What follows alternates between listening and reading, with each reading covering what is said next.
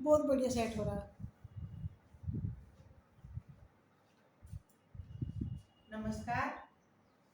Pushpa Hooda Hindi tutorials में आपका बहुत बहुत स्वागत है। आज का जो हमारा टॉपिक है बेटा, आज हम करेंगे फिर स्टार्टिंग। भाषा के मूल रूप को जानेंगे, जैसे हमें भाषा का कुछ पता ही नहीं। इस तरह से लेके चलेंगे, बहुत ध्यान से सुनेंगे तो हमारा सब कुछ अध्याय 1 से फिर शुरू हो गया है। तो हम क्या करेंगे, ये रिवीजन जो चले आज चलेगी भाषा की रिवीजन। भाषा क्या है, लिपि क्या है, बोली क्या है, उपभाषा क्या होती है, जितना इस आज हो सकेगा पूरा ये कंप्लीट।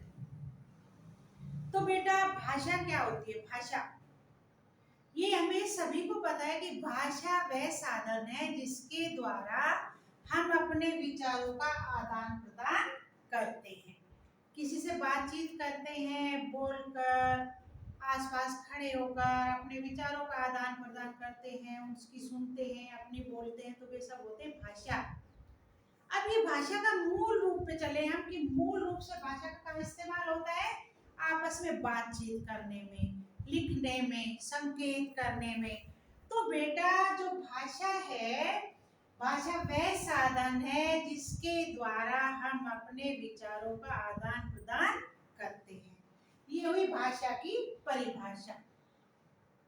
अब देखो भाषा के प्रकार, मूल रूप से हम क्या कहते हैं, भाषा के 2 प्रकार होते हैं, लेकिन बेटा भाषा के 3 प्रकार होते हैं।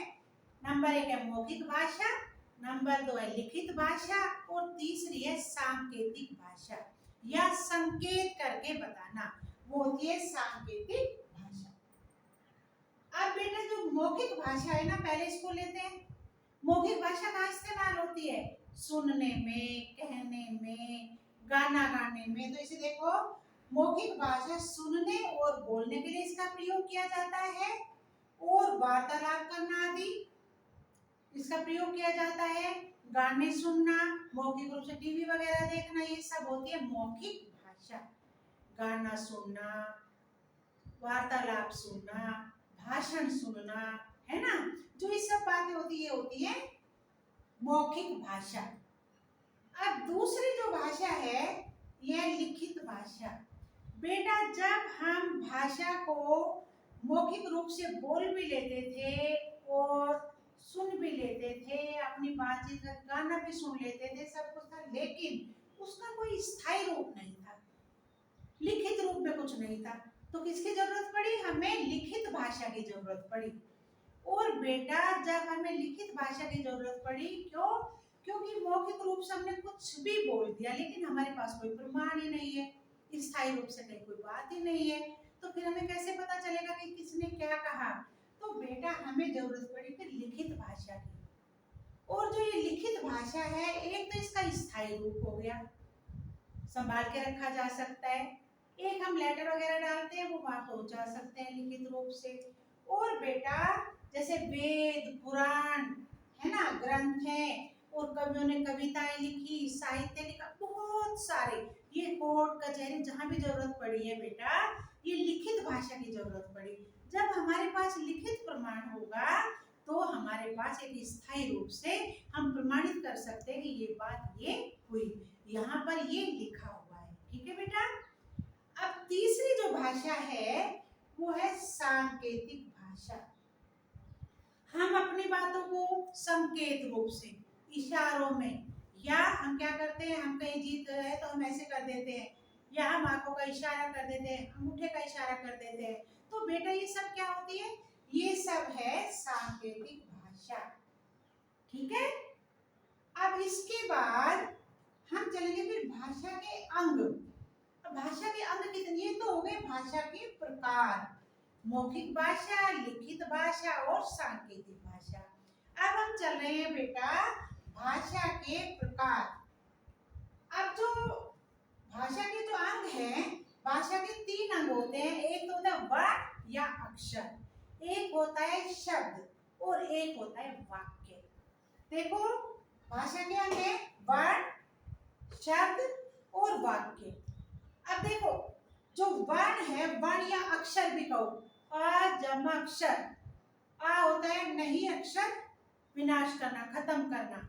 तो वही बात है, वर्ण कह लो या अक्षर कह लो। तो बेटा वर्ण उस मूल ध्वनि को कहते हैं जिसके खंड नहीं किए जाते। अगर उसके खंड किए गए तो उसका कोई महत्व नहीं रह जाता है। तो जैसे जैसे छोटा अ, छोटा उ, क, ख, ना इनमें कोई मात्रा है ना कुछ है, तो अगर हम इनके इनके टुकड़े किए ही नहीं जा सकते, है ना।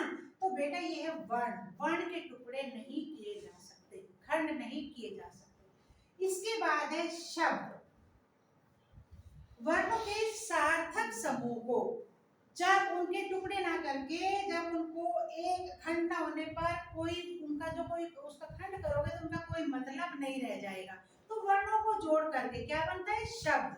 कैसा बनता है, सार्थक शब्द। तो बेटा जब हम इनको घर, पर, हल, चल, पैर, हाथ, कुछ भी जो बोल रहे हैं, अगर हम इनके खंड कर देंगे तो इनका कोई मीनिंग नहीं रह जाएगा।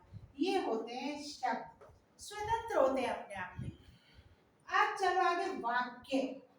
वाक्य क्या होते हैं, ऐसे सार्थक शब्द होते हैं वाक्य जो जिनका अर्थ होता है क्रमबद्ध रूप से उनको लिख दिया जाता है, और क्रमबद्ध रूप से लिखने के बाद उनका शुद्ध रूप देखने के बाद जब उनको क्रम से लगा दिया जाता है और तब उनको बोला जाता है तो वो होते हैं वाक्य।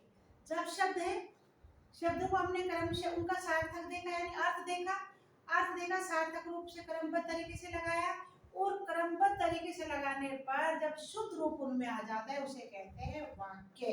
जैसे राम विद्यालय जाता है, ठीक है। तो बेटा मेरे विचार से आज की जो हमारी क्लास है बहुत ही इंटरेस्टिंग रही, और कल फिर अगली क्लास लेती हूँ। तब तक के लिए आप क्या करेंगे, चैनल को सब्सक्राइब करेंगे, वीडियो शेयर करेंगे। एक बार और सुन लो कि आज मैंने रिवीजन में भाषा और बोली लिया है, और भाषा के अंग और प्रकार। कल क्या है, व्याकरण है, लिपि है, भाषा, उपभाषा और बोली। ठीक है, तो धन्यवाद।